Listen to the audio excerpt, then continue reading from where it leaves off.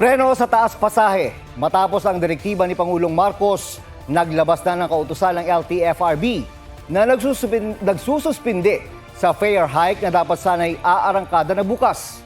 May report si Ian Cruz. Bukas na dapat arangkada ang taas pasahe sa jeepney at ilang pampublikong sasakyan. Pero hindi mo na ito pinatuloy ng Pangulo. Dahil nga, may problema pa rin tayo dahil sa gera sa Middle East, ay sabi ko siguro hindi ito ang panahon para magtaas ng pamasahe.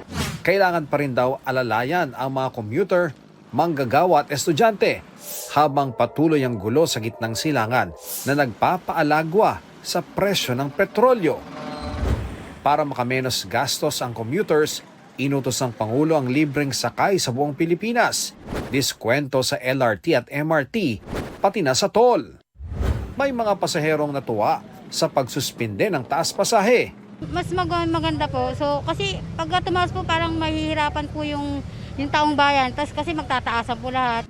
Tutol naman si Catherine kahit na siya ay nag-jeep din. Tricycle driver ang mister niya, kaya naintindihan daw niya ang kalbaryo ng mga tsuper. Napakataas po nung tinaas. Kagapo yung asawa ko, isang namamasada lang po ng tricycle, nagbaboundarian kami. Napakalit po ng kita. Ay malungkot po. Wala na po kaming kinikita sa taas po ng gasolina eh. Kung tutusin, alikabok lang yun, yung pisong yun. Titigil na lang po kami yan. Pinaasa tayo, hindi pa nai-implement, binawi na. Purong sulong, laban bawi itong ating pamahalaan sa gitna ng krisis.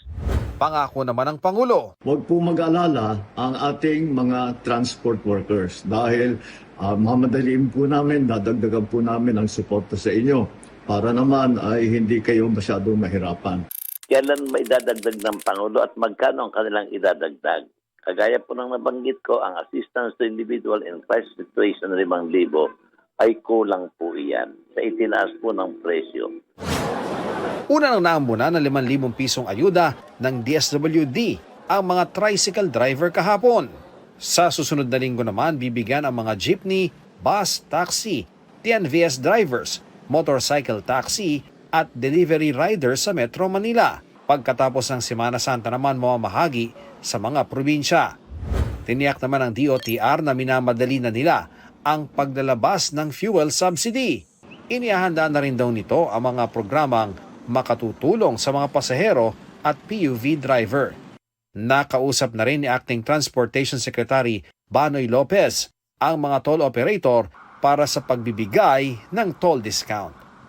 Ian Cruz nagbabalita para sa GMA Integrated News.